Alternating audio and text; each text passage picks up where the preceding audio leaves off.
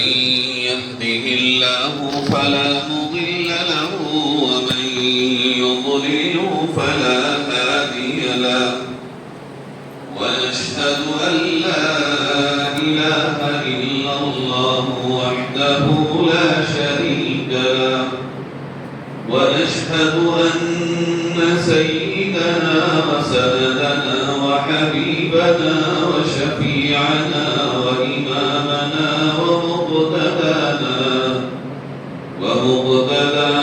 ومولانا محمدا عبده ورسوله وبارك وسلم تسليما كثيرا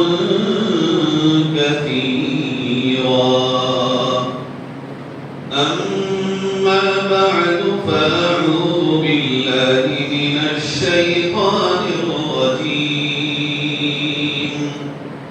بسم الله الرحمن الرحيم هو الذي بعث في الأميين رسولا منهم يتلو عليهم آياته ويزكيهم ويعلمهم الكتاب والحكمة وإن كانوا من قبل لفي ضلال مبين صدق الله مولانا العظيم لو الشريف عليه اللهم صل على سيدنا وعلى آل سيدنا ومولانا محمد كما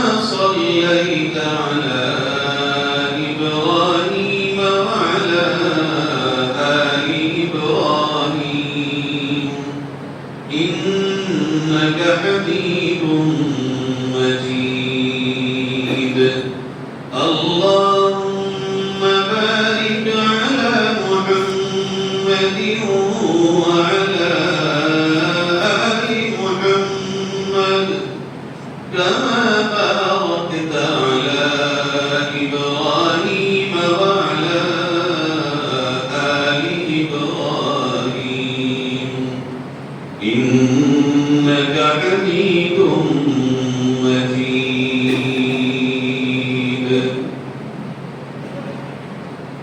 سب سے پہلے اللہ کا شکر ادا کرتے ہیں کہ اس نے ہمیں آج قرآن کی نسبت پر اور قرآن کے موضوع پر کچھ باتیں کہنے اور سننے کے لیے اپنے اس پاک گھر میں جمع ہونے کی توفیق نصیب فرمائی اور دعا کرتے ہیں کہ رب تعالی ہم سب کو یہاں آنے پر ہمارے لیے اس پروگرام کو ہدایت کا اور نجات کا ذریعہ بنائے اور دنیا اور آخرت میں ہمارے لیے کامیابی اور عزت کا ذریعہ بنائے۔ میرے بھائیوں، نسبت بہت بڑی چیز ہوتی، نسبتوں سے انسانوں کی اہمیت تبدیل ہو جاتی ہے اور انسان ہی نہیں بلکہ ہر شے اور ہر چیز کی اہمیت بدل جاتی۔ اس کی مثال یوں سمجھیے کہ اگر اینٹ جو ان دیواروں میں بھی لگی ہے، بنیادوں میں بھی لگی ہے، اور یہی اینٹ بیت الخلا میں بھی لگی، اور یہی اینٹ مسجد کے ممبر میں اور فرش میں بھی لگی، اینٹ ایک ہی ہے، جس بھٹے نے بنائی وہ بھی ہے، پکانے والی بھٹیاں بھی ہے، مگر یہ جہاں لگتی ہیں ان کی اپنی کوئی حیثیت نہیں ہوگی۔ جس اینٹ کو جہاں لگا دیا جائے اس جگہ کی حیثیت کی وجہ سے اینٹ کی حیثیت بنتی ہے۔ ایسے ہی ہم انسان اور انسانوں میں ہم مسلمان، اگر ہماری نسبت اللہ کے بندے کی وجہ سے اللہ کے ساتھ نہ ہو اور نبی کریم صلی اللہ علیہ وسلم کے امتی ہونے کی حیثیت سے نبی کے ساتھ نہ ہو اور قرآن والی امت ہونے کی حیثیت سے قرآن کے ساتھ نہ ہو تو پھر ہم جیسے انسانوں کی بھی دنیا میں کوئی حیثیت نہیں رہ جاتی۔ ہم در حقیقت ہیں ہی اس لیے عزت والے کہ ہم اللہ کو مانتے ہیں، نبی کو مانتے ہیں اور اللہ کے قرآن کو مانتے ہیں۔ اسی لیے ہم ہیں، اگر یہ چیزیں ہم سے ہٹا دی جائیں تو پھر ہماری دنیا میں کوئی حیثیت نہیں رہ جائے گی۔ اللہ نے اہل ایمان کو جو عزت سے نوازا وہ دو سب سے بڑی نعمتیں عطا کر کے عزت عطا کی۔ کائنات میں اللہ نے یہ دو نعمتیں نہ تو ہم سے پہلے کسی نبی کو نبی کی امت کو دی ہیں اور نہ موجودہ دور میں مسلمانوں کے علاوہ یہ دو نعمتیں کسی اور کے پاس تھیں۔ جتنے بھی نبی آئے آدم علیہ السلام سے لے کر حضرت عیسیٰ علیہ السلام تک وہ ایک لمیٹڈ ٹائم کے لیے اور ایک سلیکٹڈ ایریا کے لیے آتے ہیں کہ یہ اس ایریے کے نبی ہیں، اس قوم کے نبی ہیں اور یہ آئیں گے جب تک یہ ہیں تب تک ان کی شریعت چلے گی اور ان کے جانے کے بعد جو دوسرا نبی آئے گا اس کی شریعت چلے گی۔ بلکہ یہ بھی ہوا ایک وقت میں کئی نبی اللہ نے اس دنیا میں بھیجے۔ حضرت ابراہیم علیہ السلام، حضرت لوط علیہ السلام، ایک وقت میں دو نبی۔ حضرت موسیٰ علیہ السلام، حضرت ہارون علیہ السلام، ایک وقت میں دو نبی۔ حضرت داؤد علیہ السلام، حضرت سلیمان علیہ السلام، ایک وقت میں دو نبی۔ حضرت یعقوب علیہ السلام، حضرت یوسف علیہ السلام، باپ و بیٹے دونوں نبی۔ لیکن یہ اعزاز اللہ نے ہمیں دیا، ہمیں جو نبی دیا وہ تنے تنہا سارے جہانوں کا نبی اور قیامت تک کے لیے نبی بنا کے بھیجا گیا۔ وہ نہ کسی ایک ایریے کے، نہ کسی ایک قوم کے، نہ کسی متعینہ مدت کے لیے، بلکہ قیامت تک اب محمد رسول اللہ صلی اللہ علیہ وسلم کی امت رہے گی، انہی کی شریعت رہے گی، انہی کا لایا ہوا نظام رہے گا۔ کوئی کتنا بھی بڑا تعداد کیوں نہ ہو جائے مگر ہمارے نبی محمد صلی اللہ علیہ وسلم ہی آخری نبی رہے گا۔ یہ اتنی بڑی نعمت ہے ہم مسلمانوں پر، اللہ نے ہمیں ایسا نبی عطا فرمایا کہ وہ سید الانبیاء والمرسلین ہیں، سارے نبیوں کے امام، سارے رسولوں کے امام، سب کے سردار اور سب کے سرتاج ہیں۔ اللہ نے سارے نبیوں کی امامت بیت المقدس میں سرور کونین صلی اللہ علیہ وسلم کے ذریعے سے کروا دی۔ اور دوسری جو سب سے بڑی نعمت ہے جو کائنات میں اللہ نے کسی کو نہیں دی، آج تک بھی نہیں دی اور ابھی بھی نہیں دی، وہ صرف مسلمانوں کے پاس ہے۔ تو کیا جانتے ہیں؟ جتنی بھی دنیا میں قومیں اور مذہب کے ماننے والے لوگ بستے ہیں ان کی کتابیں ہر 200، 400، 500 سال میں بدل جاتی۔ ان کے لکھنے والے خود یہ کہہ جاتے ہیں کہ ہم سے یہاں غلطی ہو گئی اور ہم نے اپنے دماغ سے کتاب کو لکھا، یہاں تک کہ اس قرآن سے پہلے جو کتابیں آسمانوں سے آئیں وہ بھی جتنی کتابیں آج کے دور میں دنیا میں لکھی گئی ہیں سب الگ الگ ہیں، ایک ایسی کتاب نہیں۔ لیکن اللہ رب العزت نے ہمارے اوپر جو کرم فرمایا وہ دوسری سب سے بڑی نعمت ہے اللہ کا قرآن۔ جس دن سے یہ قرآن آیا ہے قیامت تک اس میں کوئی تبدیلی نہیں ہو سکتی، ایک ذرے کے برابر کبھی کوئی اس میں الٹ پھیر نہیں کر سکتا۔ جس دن سے اللہ نے یہ قرآن کو اتارا آج تک بھی یہ قرآن ویسا ہی ہے اور قیامت تک بھی یہ قرآن ایسا ہی رہے گا۔ اور پھر ہم جیسے کمزوروں پر اللہ نے اس کی حفاظت نہیں ڈالی، بلکہ یہ کہا تم بے فکر رہو، تمہارا کام ہے وہ کرنا جو ہم نے بتایا، حفاظت ہم تمہارے کمزور کاندھوں پہ نہیں ڈالیں گے، بلکہ اس کو نازل کرنے والے بھی ہم ہی ہیں اور اس کی حفاظت کا انتظام بھی ہم اپنے آپ کریں گے۔ بندو تمہاری ذمہ داری حفاظت کی نہیں ہے، تمہاری ذمہ داری اس قرآن پر ایمان لانے اور اس پر عمل کرنے کی ہے، حفاظت ہماری کتاب کی ہم خود کرتے رہے۔ اس کا ایک واقعہ میں آپ کو سناؤں۔ ہارون رشید رحمت اللہ علیہ ایک بہت بڑے بادشاہ گزرے ہیں. ان کے دربار میں روزانہ رات کا وقت علماء کے لیے ہوتا تھا. علماء کی مجلس ہوتی تھی. کسی بھی مسئلے پر علماء جمع ہوں گے اور وہ اپنی اپنی بات کہیں گے.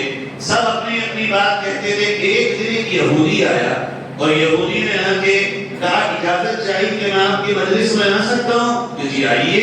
وہ بیٹھا اور کہا بھائی میں نے یہ قرآن لکھا ہے اور اس وقت پوری دنیا میں مجھ سے اچھا لکھنے والا کوئی نہیں.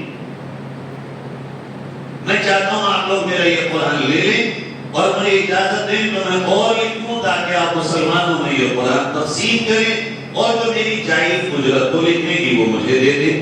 ہارون رشید رحمت اللہ علیہ نے علماء کی طرف اشارہ کیا اور کہا بھائی لے لو. دیکھو علماء نے کھولا اور کھول کے کہا یہ قرآن تمہارا نہیں چل سکتا. کہا کیوں؟ کہ اس میں تم نے لکھت میں اور تحریر میں اور کتابت میں اور رائٹنگ میں غلطی کی ہے. تم نے زبر کو زیر اور زیر کو زبر کر دیا اور ہمارے سینوں میں جو قرآن محفوظ ہے ہم جانتے ہیں زبر زبر رہے گا, زیر زیر رہے گا, پیش پیش رہے گا. تم نے اپنی تحریر میں غلطی کی ہے اس لیے اس قرآن کو تمہارا کوئی بھی مسلمان نہیں لے سکے گا. وہ یہ کہہ کر کے اٹھ کے چلا آیا. مارکیٹ میں گیا, بازار میں کھڑا ہوا, لوگوں کو بلایا بات سنو میں نے یہ قرآن لکھا, دیکھو رائٹنگ کتنی بیوٹیفل ہے, کتنی خوبصورت ہے, یہ قرآن لے لو پڑھنے میں اچھا لگے گا. جو بھی دیکھتا وہ الٹتا دو چار خبر کہتے جناب یہ قرآن آپ کہاں نہیں لے پائیں گے. کیوں؟ کہ اس میں تو آپ نے غلطی کر دی لکھنے میں. فلاں آیت میں آپ نے زبر کو زیر اور زیر کو زبر لکھ دیا. ہمارا قرآن تو ہمیشہ سے یکساں ہے, ہم وہی قرآن لیں گے اور تمہیں اس کا ہدیہ دیں گے جس میں صحیح صحیح لکھت ہو. یہ واپس آیا اور دو چار دن کے بعد ہارون رشید رحمت اللہ علیہ کے پاس پہنچا اور کہا حضرت مجھے کلمہ پڑھا لیجیے, اب مجھ سے رہا نہیں جاتا. میں بھی چاہتا ہوں کہ محمد کے غلاموں میں میرا بھی شمار ہو جائے. ہارون رشید نے پوچھا بھائی عجیب یہ بات کیا ہوئی, اچانک سے تم آگے کلمہ پڑھ رہے اور کہہ رہے ہو مجھے بھی کلمہ پڑھا کے مسلمان کرو. کہنے لگا میں نے توریت کو لکھا, میں نے زبور کو لکھا, میں نے انجیل کو لکھا اور میں نے قرآن کو لکھا اور چاروں کتابوں میں جان بوجھ کر میں نے غلطیاں کی. میں انجیل کو پادریوں کے پاس لے کے گیا, انہوں نے دیکھا اور شاباشی دی اور فوراً لیا اور مجھے میرا جائز ہدیہ دیا. میں توریت کو لے کے یہودیوں کے پاس گیا, انہوں نے دیکھا اور فوراً لے لیا اور یہ کہا نہیں کہ غلطی میں نے کہا کی. میں زبور کو لے کے ان کے ماننے والوں کے پاس گیا, انہوں نے بھی لے لیا. لیکن جب میں قرآن لے کے آپ کے یہاں آیا, بازاروں میں گیا, مارکیٹوں میں گیا, دکانوں میں گیا, عام مسلمان کے پاس گیا, ایک مسلمان نے بھی بدلے ہوئے قرآن کو نہ دیا. میرا یقین ہو گیا یہی وہ کتاب ہے جس کی حفاظت کا اللہ نے وعدہ کیا ہے اور یہی آخری کتاب اور محمد ہی آخری رسول ہے. اس لیے میں بھی مسلمان ہوتا ہوں. میرے عزیزوں یہ اللہ کے قرآن کا اعجاز ہے اور اللہ کا ہم کمزوروں پر کرم ہے کہ اللہ نے حفاظت کا ذمہ اپنے پاس رکھا اور ہمیں آسان کام دے دیا.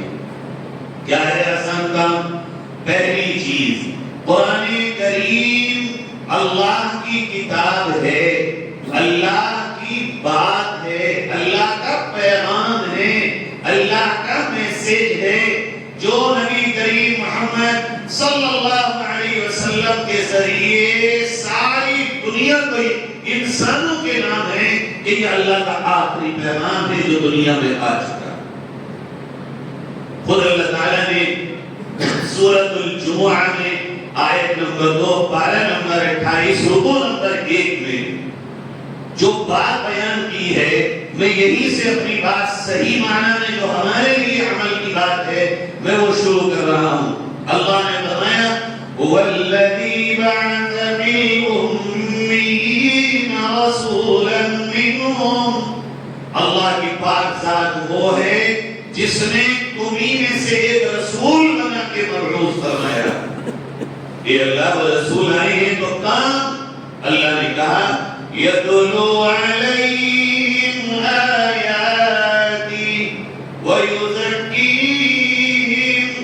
وَيُعَلِّمُهُمُ الْكِتَابَ وَالْحِكْمَةَ یہ میرے نبی محمد صلی اللہ علیہ وسلم کو میں نے بھیجا ہے تاکہ یہ 4 کام بنیادی طور پر اور اصل طور پر کر سکیں. کیا فرمایا؟ نمبر 1، وہ میرے بندوں کے سامنے میرے قرآن کی تلاوت کر کے سنائیں.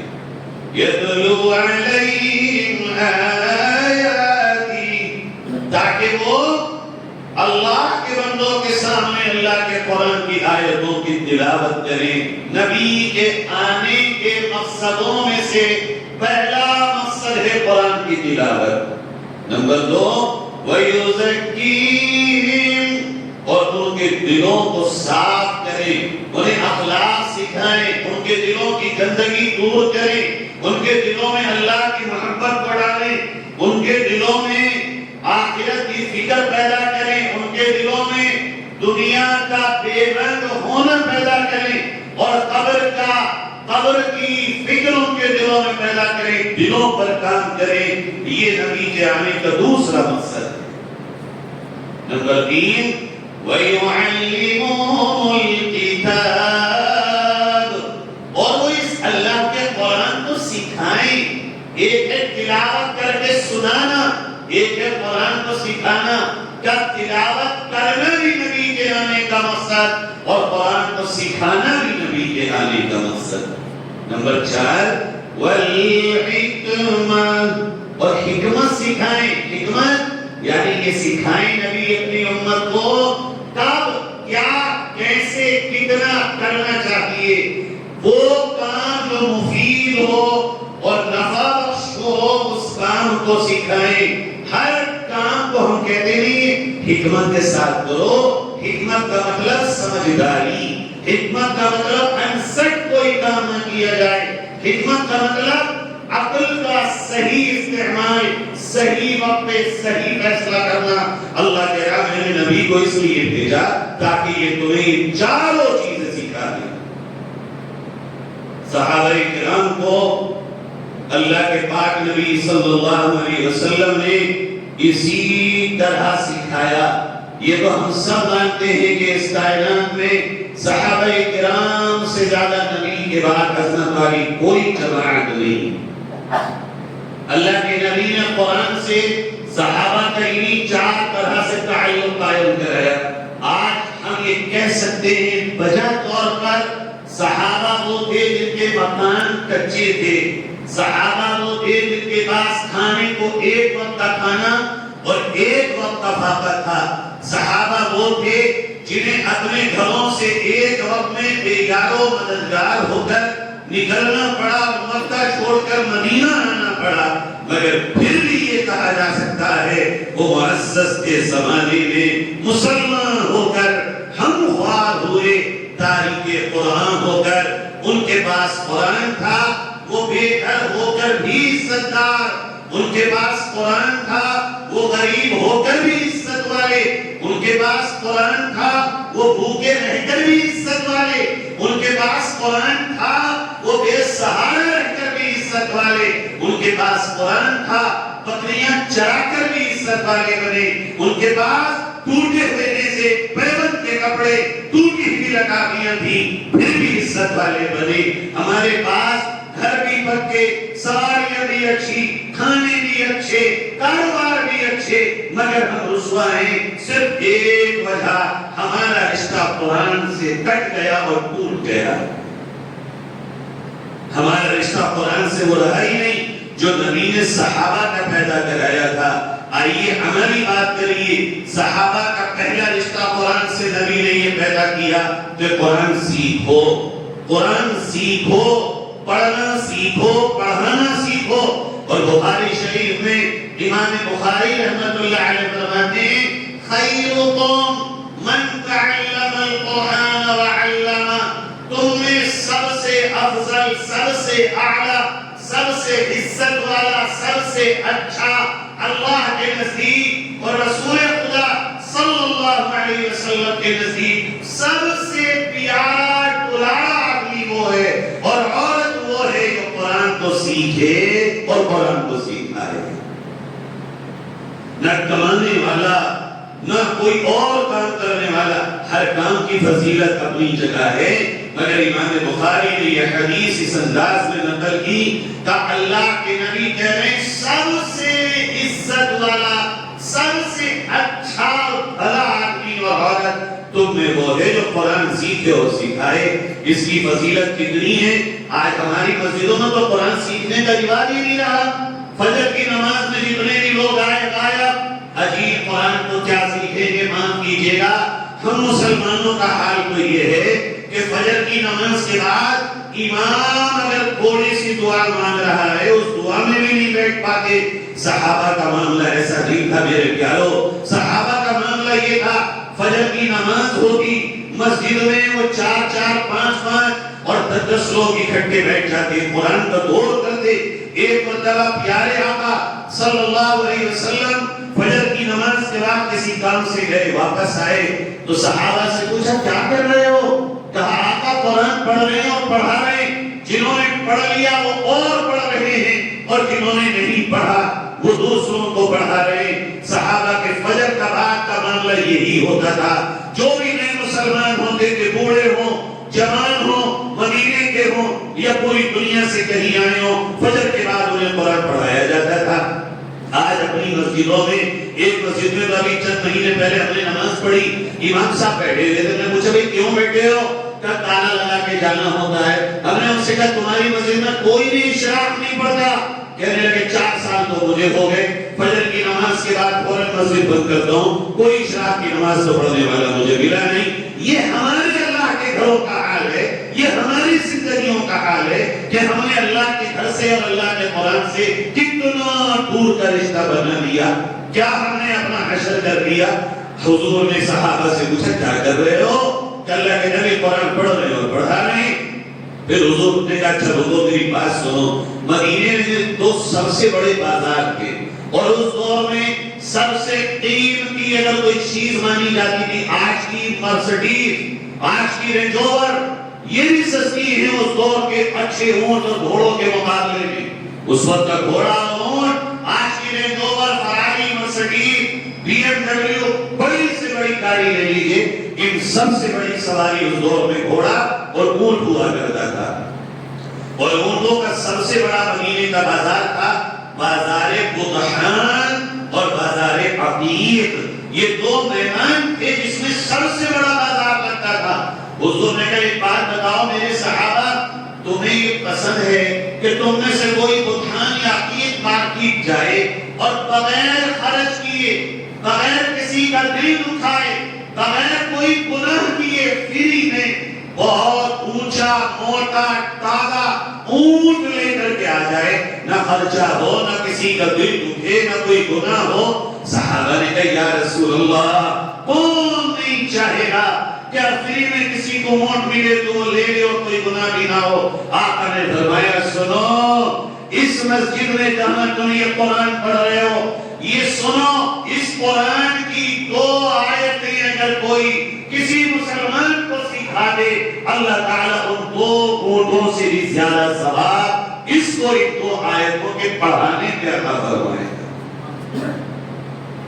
آج ہمارے جزیری 2 اونٹ ذبح کرنے کا یا 2 اونٹ صدقہ کرنے کا یا 2 اونٹ ہدیہ کرنے کا جو بھی ثواب ملے گا، اللہ تعالیٰ اس کو صرف قرآن کی 2 آیتیں یاد کرانے پر ثواب عطا فرمائے۔ میرے عزیزوں، صحابہ کا پہلا کام قرآن سے یہ تھا، وہ پڑھنا سیکھتے تھے، وہ اچھا پڑھنا، اچھا یاد کرنا سیکھتے تھے۔ حضور نے حدیث میں ارشاد فرمایا ارے اللہ کا قرآن ہے، اللہ کے قرآن کو خوب اچھے آواز اور انداز میں پڑھا کرو، ایسے انداز میں مت پڑھو جو تمہیں بھی اچھا نہ لگے، اس کو پڑھنا سیکھو اچھے انداز اور اچھے آواز میں۔ جس طرح ہم کسی بھی بڑے آدمی سے بات کرتے ہیں، ہمارا من چاہتا ہے کہ ایسے بات کریں کہ ہمارا بولنا اس کو پسند آ جائے، ہم اس انداز میں اس سے گفتگو کریں کہ یہ ہم سے امپریس ہو جائے۔ قرآن اللہ سے گفتگو ہے، قرآن اللہ سے کلام ہے۔ حضور صلی اللہ علیہ وسلم نے فرمایا جب میرا امت یہ قرآن پڑھتا ہے اللہ تعالیٰ اپنی نظر کرم اس کی طرف متوجہ کرتا ہے اور اللہ اس کے قرآن کے پڑھنے کو خود سے سنتا ہے. یہ قرآن سنتا ہے اللہ ہر ایک کی سنتا ہے، مگر جو قرآن پڑھتا ہے اللہ تعالیٰ اس کے لیے اس بے شریع قرآن سنتا ہے. میرے بھائیوں ہمیں بھی چاہیے کہ ہم آج قرآن سے اپنا رشتہ جوڑیں. میں آپ سے سچ کہہ رہا ہوں، ہزار وجوہات اور ہزار اسباب کوئی آپ کو آگے بتا دے کہ تمہاری بربادی کی یہ وجہ یہ وجہ یہ وجہ، مگر ان 100 پر ایک سب سے بڑی وجہ اگر کوئی مسلمانوں کی بربادی کی ہے اور ان کی پریشانی کی ہے تو وہ یہ جو قرآن نبی لے کر کے آئے اور جو قرآن نبی دے کر گئے وہ ہم نے تاقوں میں اٹھا کے بند کر دیا اور اپنے جزدانوں میں سجا دیا، جبکہ وہ قرآن ہم زندوں کو زندگی گزارنے کے لیے اور صبح شام کیسے ہم گزاریں یہ پیغام لے کے آیا تھا. بتا اللہ نے کیا کہا؟ لَقَدْ أَنزَلْنَا إِلَيْكُمْ كِتَابًا فِيهِ ذِكْرُكُمْ أَفَلَا تَعْقِلُونَ. ارے تم میں سے ہر ایک کا ذکر قرآن میں موجود ہے. تم آگے قرآن میں دیکھو تو صحیح، قرآن ایمان والوں کا بہترین آئینہ ہے. جو چاہے اپنا منہ قرآن میں دیکھیں. آئیے طے کرتے ہیں انشاءاللہ ہم بھی عزت والے بنیں گے اور اس کی شروعات اس طرح کریں گے. روزانہ فجر کے بعد کوئی دکان نہیں کھلتی، کوئی کھیت میں نہیں جاتا، کوئی مارکیٹ نہیں جاتا. فجر کے بعد 90-95% لوگ آرام سے فارغ ہوتے ہیں. ہر فجر کے بعد اپنی مسجدوں میں قرآن سیکھنے اور سکھانے کے حلقے لگائیں گے. جس سے آتا ہے وہ اور اچھے سے پڑھنے کی کوشش کرے اور جس سے نہیں آتا ہے وہ ان سے جنہوں نے پڑھ لیا ہے قرآن کو یاد کرے. اس لیے میرے بھائیوں اللہ کے نبی نے فرمایا کہ یہ قرآن قیامت میں اللہ کی عدالت میں حاضر ہوگا، اللہ کی عدالت میں آئے گا اور یہ کہے گا یا اللہ یہ حاجی صاحب، یہ چودھری صاحب، یہ پیسیٹ صاحب، یہ ارب پتی کروڑ پتی لکھ پتی صاحب، یہ اللہ دنیا میں تو ان کے پاس موبائل چلانے وقت تھا، اللہ یہ چراغوں میں تو بیٹھتے تھے، اللہ میں ان کے گھر کی طاقتوں میں رکھا رہتا تھا اور یہ گھنٹوں اپنے ہاتھوں میں موبائل چلاتے تھے. اللہ انہوں نے مجھے کبھی نہ چھوا، اللہ انہوں نے دنیا میں میرا ساتھ چھوڑا، اللہ انہوں نے دنیا میں مجھے ساتھ نہ رکھا. اے اللہ آج میں ان کی مخالفت کرتا ہوں تو انہیں پکڑ کے جہنم میں ڈال دے. سرور کونین پیارے نبی صلی اللہ علیہ وسلم فرماتے ہیں اللہ قرآن کی مخالفت کو قبول کرے گا اور قرآن سے دوری بنانے والے بندوں کو جہنم میں ڈال دے گا. اور فرمایا پھر قرآن آئے گا اور کہے گا یا اللہ یہ بندہ وہ تھا جو تھکا ہارا آتا تھا پھر بھی مجھے پڑھتا تھا، مجھے سیکھتا تھا، میرے ساتھ محبت کرتا تھا، پیار سے مجھے دیکھتا بھی تھا، دل سے تلاوت بھی کرتا تھا. اللہ میں اس کی سفارش کرتا ہوں، اس کے گناہ معاف کر دے میرے رب اور اسے جنت میں داخل کر دے. آقا فرماتے ہیں اللہ تعالیٰ قرآن کی سفارش قبول کرے گا اور اسے جنت میں داخل فرما دے گا. دنیا میں بھی کامیابی، قبر میں بھی کامیابی، آخرت میں بھی کامیابی اور جنت کے حصول کا ذریعہ ہے قرآن سے جڑ جانا. اور جڑنے کا پہلا مرحلہ یہ ہے کہ روزانہ قرآن کو سیکھنا اور سکھانا. صحابہ کا یہ کام تھا. دوسرا جو تعلق تھا صحابہ کا قرآن سے وہ تھا تلاوت. روزانہ تلاوت کرنا تنہا قرآن دیکھ کر، جو کہ نبی کے آنے کے 4 مقصد ہیں دنیا میں اور بھی بہت سارے ہیں جو اس آیت میں بیان کیے ہیں. ان میں سے پہلا مقصد اللہ نے بیان کیا کہ نبی قرآن کی تلاوت کرتے ہیں. حضرت ابو عثمان النہدی رضی اللہ عنہ صحابی وہ کہتے ہیں میں حضرت ابو ہریرہ رضی اللہ عنہ کے یہاں 7 دن مہمان رہا. 7 دن تک میں ان کے گھر مہمان بن کے رہا اور میں نے دیکھا ان کی راتوں کو کہ وہ اپنی رات کیسے گزارتے ہیں. کہتے میں نے دیکھا جب رات کا شروع کا حصہ ہوتا تو حضرت ابو ہریرہ رضی اللہ عنہ نماز میں کھڑے ہوتے اور رات کے 3 حصوں میں سے ایک حصہ عشاء کے بعد نفل نماز میں قرآن پڑھتے ہوئے گزار دیتے. کہتے پھر جب ایک حصہ گزر جاتا تو حضرت ابو ہریرہ لیٹتے اور ان کی بیوی کھڑی ہو جاتی، وہ سو کے اٹھ جاتی اور وہ کھڑی ہو جاتی نفل نماز میں اور وہ قرآن کی تلاوت کرتی. اور جب 2 حصے رات کے گزر جاتے، آخری حصہ آتا، پھر حضرت ابو ہریرہ بھی جاگ جاتے اور ان کے گھر کے نوکر، خادم، ملازم سب جاگ جاتے اور رات کے آخری حصے میں گھر کے بڑے چھوٹے مرد عورتیں ملازم سب مصلوں پہ کھڑے ہوتے اور نماز میں قرآن کی تلاوت کو کر رہے ہوتے. یہ تھا صحابہ کا قرآن سے تعلق. صرف تلاوت نہیں، نماز میں تلاوت کرتے تھے. آج تو ایک ٹرین چل پڑا، کیا کرو گے قرآن پڑھ کے؟ کیا ہوگا خالی تلاوت سے؟ ارے اللہ سے ملاقات کرنے میں خالی کچھ نہیں ہوگا. حدیث میں نبی کریم صلی اللہ علیہ وسلم نے فرمایا جس بندے کو یہ خواہش ہو کہ وہ اللہ سے ملاقات کرے، اسے چاہیے کہ قرآن پڑھے. یہ اللہ سے ملاقات، اس صحابہ کو قرآن پڑھنے میں کتنا مزہ آتا تھا پتہ ہے آپ کو؟ حضرت اکرمہ رضی اللہ عنہ جو ابو جہل کے بیٹے ہیں، جب یہ قرآن اٹھاتے پڑھنے کے لیے تو یہ قرآن کو یہ اٹھاتے اور اپنے چہرے پہ لگاتے اور کہتے ھذا کلام ربی کلام ربی کلام ربی، یہ میرے اللہ کا کلام، میرے رب کا کلام، میرے رب کا کلام. اور یہی کہتے کہتے بے ہوش ہو جائے. اتنا شوق تھا صحابہ کو قرآن کی تلاوت کا کہ ایک مرتبہ غزوہ ذات الرقاع ایک جنگ ہوئی، اس کی واپسی پہ حضور صلی اللہ علیہ وسلم راستے میں رکے اور پڑاؤ ڈالا. حضور نے 2 صحابی، ایک انصاری صحابی اور ایک مہاجر صحابی، دونوں سے کہا تم رات کو پہرا دو گے. دونوں نے حضور کے حکم پر اپنے آپ کو جھکا دیا. آقا بالکل حاضر ہیں. سارے صحابہ سو گئے، نبی پاک صلی اللہ علیہ وسلم بھی سو گئے. یہ دونوں صحابیوں نے آپس میں مشورہ کیا کہ بھئی ہم دونوں جاگ کے کیا کریں گے؟ ایک کام کریں، آدھی رات ایک جاگ لو، آدھی رات ایک جاگ لو. تو انصاری صحابی لیٹ گئے اور مہاجر صحابی کھڑے ہو گئے کہ کوئی دشمن حملہ نہ کر دے، اور اونچی چٹان پہ کھڑے ہو گئے.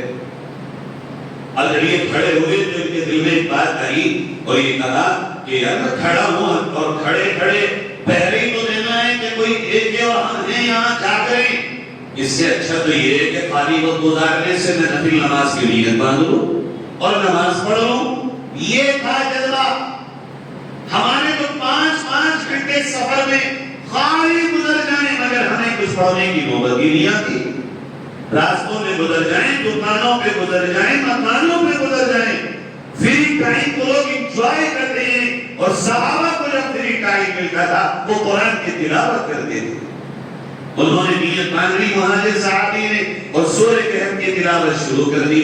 پڑھتے جا رہے ہیں. سامنے سے کوئی دشمنوں نے بھانپ لیا کہ یہ کھڑا ہے. انہوں نے تیر مارا، ان مہاجر صحابی کے آگے بغل میں لگا لیکن نیت نہیں توڑی. تیر کو نکالا ہاتھ سے اور پھینک دیا اور نماز پڑھتے رہے. اندازہ لگائیں نماز میں اور قرآن میں کتنا دل لگتا تھا کہ تیر کی تکلیف کا اثر ہی نہ لیا، قرآن کے پڑھنے کی لذت. اب دوسرا تیر آیا، وہ لگا تو اور زیادہ خون بہنے لگا، نیت نہیں توڑی پھر بھی. تیسرا تیر آیا، تیسرا تیر لگا. 2 مہاجر صحابی اب جلدی سے نماز کو نیچے بیٹھے اور قاعدہ پورا کیا اور قاعدہ پورا کرنے کے بعد سلام پھیرا اور انصاری صحابی سے کہا بھائی اٹھ جاؤ، دیکھو یہ مجھے دشمنوں نے زخمی کر دیا اور اللہ کی قسم اگر مجھے یہ خیال نہ ہوتا کہ ہمارے نبی نے ہمیں پہرے پر بٹھایا ہے اور یہ پہرا ٹوٹ جائے گا اور نبی کی نافرمانی لازم آئے گی، اللہ کی قسم مجھے سورہ کہف پڑھنے میں اتنا مزہ آ رہا تھا کہ میں مر جاتا اگر اپنی نیت کو نہ توڑتا. بس نبی کے حکم پر مجھے عمل کا خیال تھا اس لیے میں نے تمہیں جگا دیا. اور اسی زخم کی حالت میں ان کی شہادت. میرے بھائیوں یہ صحابہ کا عشق تھا قرآن کی تلاوت کے ساتھ. آج ہمارے گھروں میں ہمیں بھی ٹائم ملتا ہے، ایسا نہیں ہے کہ 24 گھنٹے میں ہمیں ٹائم نہ ملتا ہو، ہمارے جوانوں کو بھی ٹائم ملتا ہے، مگر ہمارے جوان اور ہم خود بھی اب جوان اور بوڑھا یا مرد اور عورت اس میں کوئی قید نہ رہی۔ آج ہم سب کا حال یہ ہے، قرآن پڑھنے کے بجائے ریلز دیکھ رہے ہیں، سیریل دیکھ رہے ہیں، شارٹس دیکھ رہے ہیں، سوشل میڈیا دیکھ رہے ہیں۔ عزیزو، یہ اللہ کا قرآن ہمیں تک رہا ہے، کوئی اٹھائے پڑھے سینے سے لگائے، ہمیں کوئی مجھ سے کچھ سیکھے۔ ہم سمجھتے ہیں کہ ہم اپنے وقت کو کامیاب کر رہے ہیں اور ہمارا وقت سوشل میڈیا میں کٹ رہا ہے، کٹ نہیں رہا ہے بلکہ برباد ہو رہا ہے۔ آباد وہ وقت ہے جو اللہ کے قرآن کے ساتھ جڑ کے گزار دیا جائے۔ صحابہ کا تو اس سے بھی آگے کا معاملہ تھا، جب وہ آپس میں ملتے تھے نا، ہمارا پتہ نہیں کہاں کہاں کی کہانی سناتے، اسی لیے تو معزز کے زمانے میں کہ ان کا معاملہ ہی قرآن کے ساتھ عجیب تھا۔ ایک مرتبہ حضرت عمر رضی اللہ عنہ حضرت ابو موسیٰ اشعری رضی اللہ عنہ سے ملے راستے میں، جیسے ہم مل رہے ہوں، اور وہی بیٹھ گئے جیسا کہ ہم اور آپ کہتے ہیں اگر یہ چائے پی لیجیے آتے جاتے آدمی سے۔ حضرت عمر کو حضرت ابو موسیٰ اشعری ملے، کہا بھائی بات سنو، ذرا بیٹھو تو صحیح۔ کہا ہاں بتائیے امیر المومنین، کا اللہ کی یاد دلاؤ اور میرے دل میں اللہ کی محبت میں اضافہ کرو۔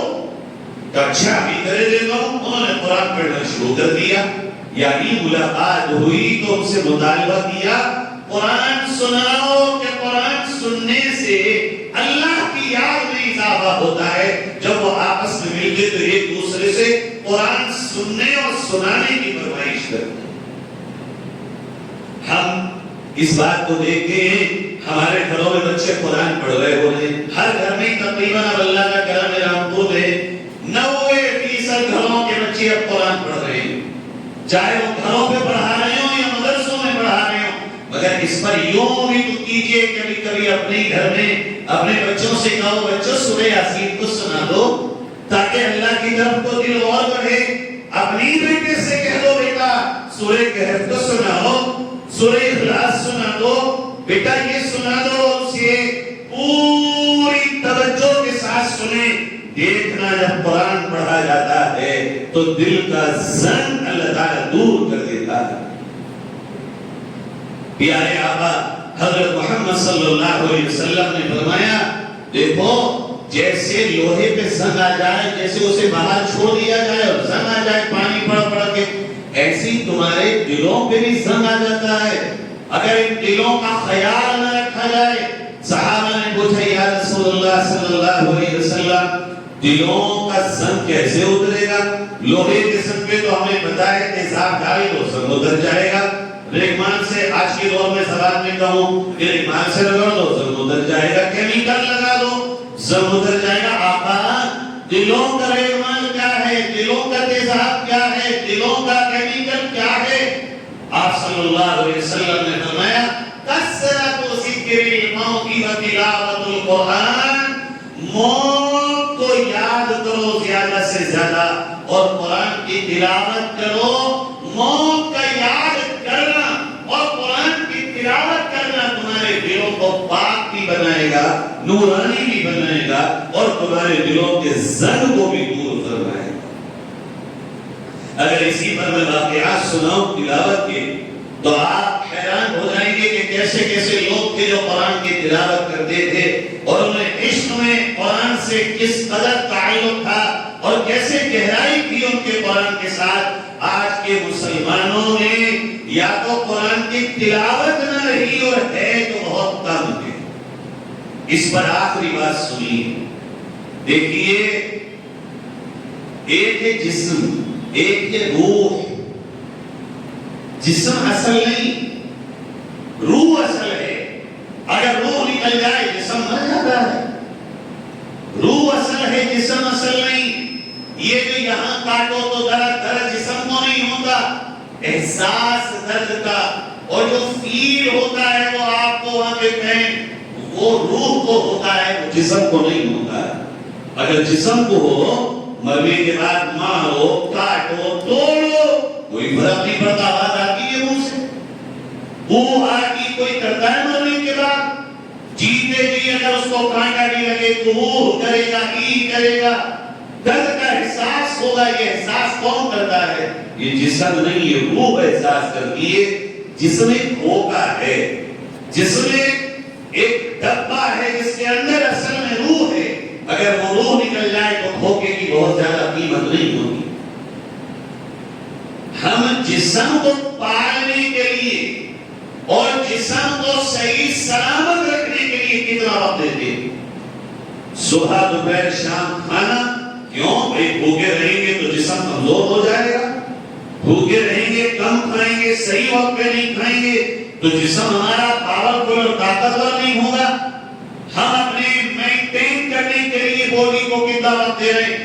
آج کا جوان اس جسم کو صحیح رکھنے کے لیے ایک اور ڈیڑھ گھنٹہ جم میں گزار رہا ہے، رننگ میں گزار رہا ہے. بہت اچھا گزارو، مگر جو اصل ہے اس کے اندر روح، اس کا بھی تو کوئی ڈائٹ پلان ہوگا، اس کی بھی تو کوئی خوراک ہوگی، روح کی بھی تو کوئی غذا ہوگی، روح کو بھی تو پاور پہنچانے والا کوئی عمل ہوگا.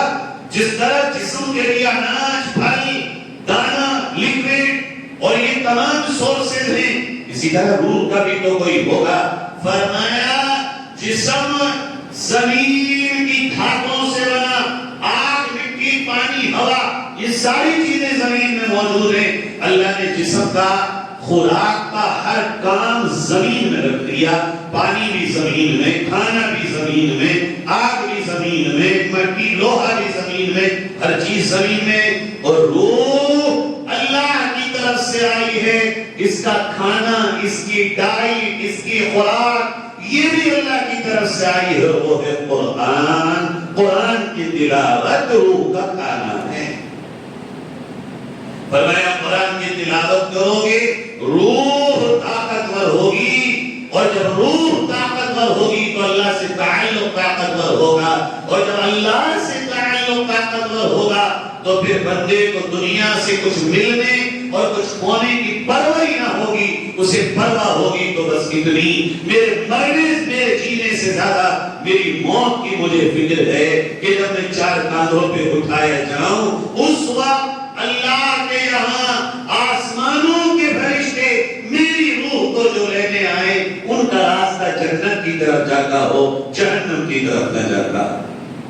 میرے پیارو، میں آپ سے جم چھوڑنے نہیں کہہ رہا ہوں، میں آپ سے رننگ چھوڑنے نہیں کہہ رہا ہوں، میں آپ سے سوئمنگ چھوڑنے نہیں کہہ رہا ہوں. میں آپ سے صبح کا کوئی بھی آپ کا ورزش کا اور کوئی بھی آپ کا باڈی فٹنس کا پروگرام ہے، میں اس کو چھوڑنے نہیں کہہ رہا ہوں. اس کے ساتھ روح کی پلاننگ کرنے کے لیے کہہ رہا ہوں. جس طرح باڈی جسمانی کے لیے ہم کر رہے ہیں اسی طرح روح کے لیے گھنٹہ، آدھا گھنٹہ، ایک گھنٹہ اللہ کے قرآن کی تلاوت کے واسطے نکالیں کہ ہم بیٹھ کر دیکھ کر اللہ کا قرآن پڑھیں تاکہ ہمیں قرآن سے تعلق پیدا ہو. پرانے دور میں پتہ ہے آپ کو لوگوں کے گھروں سے قرآن پڑھنے کی آواز آتی. آج تو قرآن سے بہت دوری ہو گئی. اللہ رب العزت نے ہماری آپ کی عزت قرآن سے جوڑنے میں رکھی ہے. بڑے سے بڑے بادشاہ سے جڑ جاؤ، عزت نہیں ہے. اس لیے کہ وفا صرف اللہ کی ذات سے مل سکتی ہے، دنیا کے بڑے سے بڑے حکمرانوں سے وفا نہیں مل سکتی. یہ تھا صحابہ کا دوسرا تعلق. پہلا تعلق تھا سیکھنے کا. آج ہمارے یہاں سیکھتے نہیں. ابھی اپنے محلے کا جائزہ لے لو. سہارنپور ضلع ہے اور ضلع مظفر نگر ہے. وہاں کا جب جائزہ لیا لوگوں نے، ہر 100 میں سے 20 سے 30 مسلمان جوان وہ تھے جنہیں قرآن صحیح پڑھنا نہیں آتا. جہاں بہت مدرسے ہیں بڑے بڑے، وہاں کا یہ حال ہے. ہمارے آپ کا یہاں کا کیا حال ہوگا؟ غور کریے. مثال کے طور پہ پڑھنا سیکھنا کیوں ضروری ہے؟ تا، سین، سواد، تینوں ایک سے نکلتے نہیں. سا، سین، سواد ایک سے نکال لو. یا تا، سین، سواد، اسی طرح زا، دال، ضاد، وا، چار ہیں پڑھ دیکھ سننے میں ایک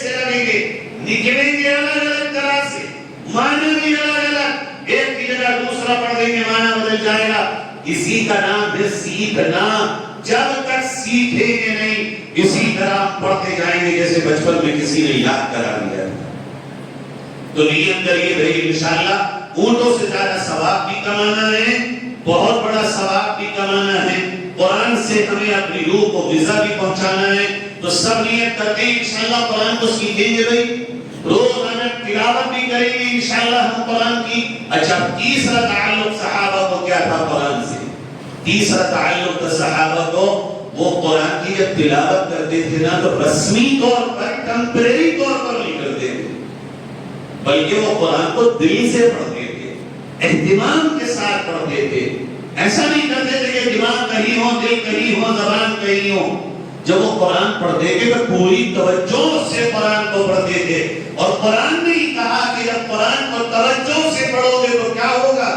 وَإِذَا سَمِعُوا مَا أُنزِلَ إِلَى الرَّسُولِ تَرَى أَعْيُنَهُمْ تَفِيضُ مِنَ الدَّمْعِ. جو قرآن اللہ نے نبی پر نازل کیا, رسول پر نازل کیا, اگر دل سے سن بھی لوگے تو تمہاری آنکھوں سے آنسو آ جائیں گے, آنکھوں سے آنسو رک نہیں پائیں گے. اگر دل سے سن بھی لوگے, دل سے کوئی پڑھ لے قرآن نہ روئی تو ہو ہی نہیں سکتا. اس پر ایک واقعہ مجھے یاد آتا ہے, مختصر سناتا ہوں. مصر میں جمال عبد الناصر ایک وہاں کے راشٹرپتی تھے. وہ ماسکو گئے روس, وہاں کمیونسٹوں کی حکومت تھی اور ان کے لال کتاب کے نام سے ایک کتاب لکھی گئی تھی, وہی ان کے یہاں چلتی تھی. جب جمال عبد الناصر وہاں دورے پر گئے ماسکو اور دورے سے فارغ ہوئے تو ایک چائے کی ملاقات رکھی گئی. ملاقات میں وہاں کے کمیونسٹوں نے کہا, جمال عبد الناصر صاحب کہاں قرآن اور محمد کے چکر میں پڑے ہو, کمیونسٹ بنو. ہمارے پاس دیکھو آج رشیا کے پاس کتنی بڑی ٹیکنالوجی اور طاقت ہے. جمال عبد الناصر نے جو کہنا تھا کہا, ان لوگوں سے جو اسلام کا بچاؤ کرنا تھا کیا, مگر اس کا دل بے چین تھا کہ مجھے پیغام پہنچانا تھا, میں پہنچا نہیں سکا. وہ واپس آیا.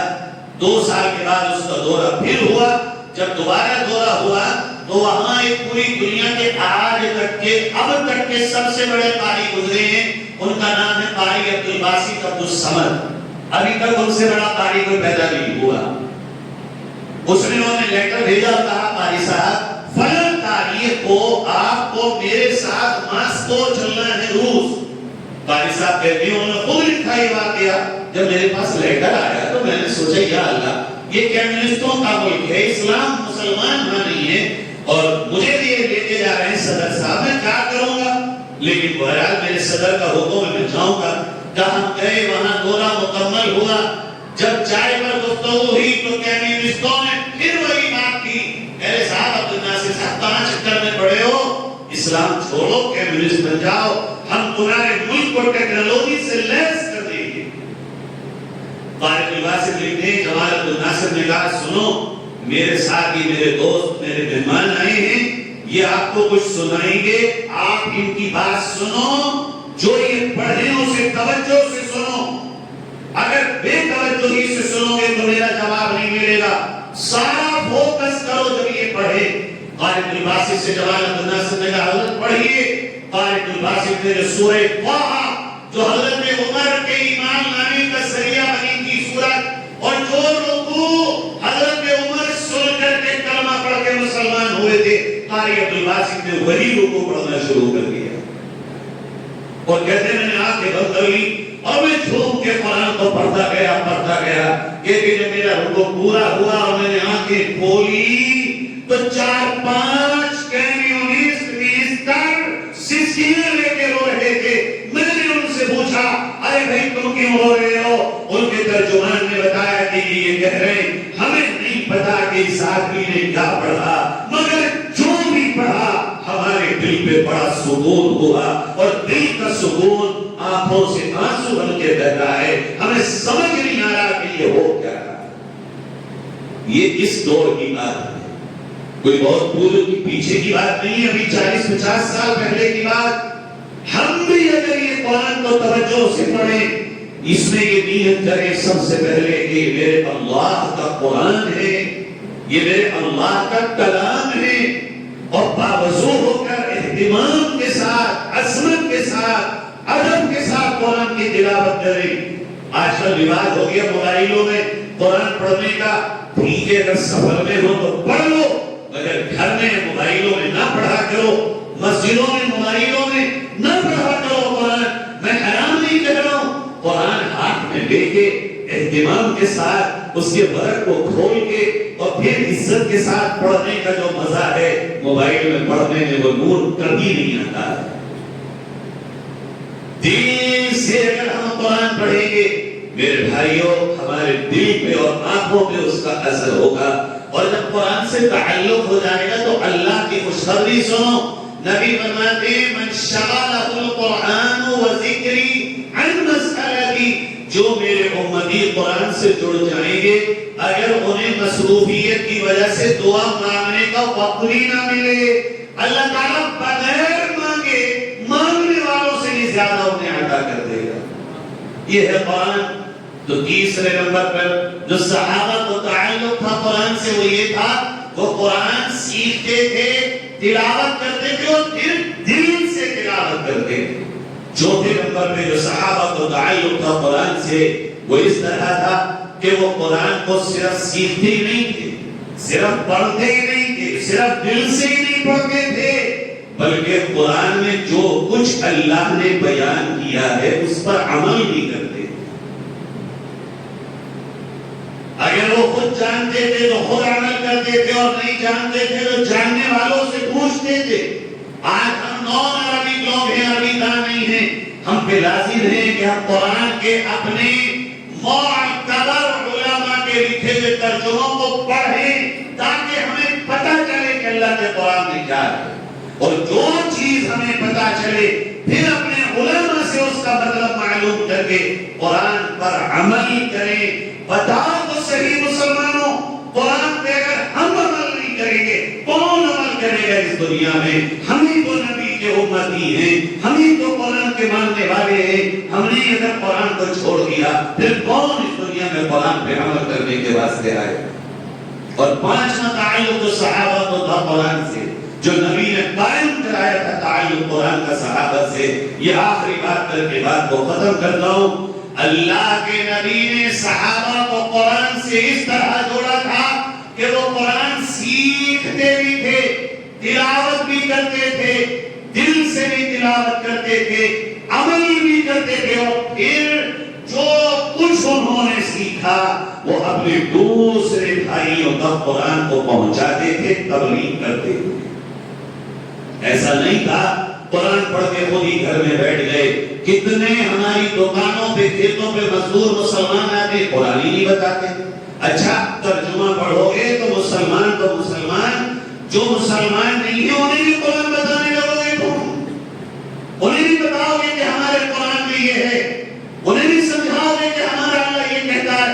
ارے جب ہمیں پتہ ہی نہیں تو کوئی بھی منہ اٹھا کے کچھ بھی کر دے، ہمارے پاس جواب نہیں ہوتا، بس غصہ آ جاتا ہمیں، ہمارے قرآن کو کچھ مت کہنا۔ ارے غصہ آنا تو محبت کی علامت ہے بے شک، مگر یہ صحیح جواب نہیں ہے۔ صحیح جواب یہ ہے جس نے کیچڑ اچھالی ہو اسے قرآن کے ذریعے اس کا وہ جواب دیا جائے کہ سامنے والا چپ ہو اور اس کا منہ بند ہو۔ یہ ہے کمال کی بات۔ میرے بھائیوں نیت کریں انشاءاللہ ہم قرآن کو سیکھیں گے، انشاءاللہ سیکھیں گے بھائی، انشاءاللہ تلاوت بھی کریں گے انشاءاللہ، اور دل سے بھی کریں گے انشاءاللہ، اور چوتھا کام قرآن پہ عمل کریں گے انشاءاللہ۔ لکھ کے رکھ لو، قرآن پہ عمل کرنے والوں کو دنیا میں کوئی مٹا نہیں سکتا۔ مٹ جائیں گے سارے نمبر، مٹ جائیں گے سارے کے سارے ظالم، مگر قرآن پہ عمل کرنے والوں کو قیامت تک کوئی نہیں مٹا سکتا۔ اور پانچویں چیز، قرآن کے پیغام کو گھر گھر تک پہنچائیں گے انشاءاللہ۔ پہلے سیکھیں گے پھر دوسروں کو سکھائیں گے۔ اللہ رب العزت ہم سب کو قرآن سے سچا تعلق نصیب فرمائے، ہم سب کو رب تعالی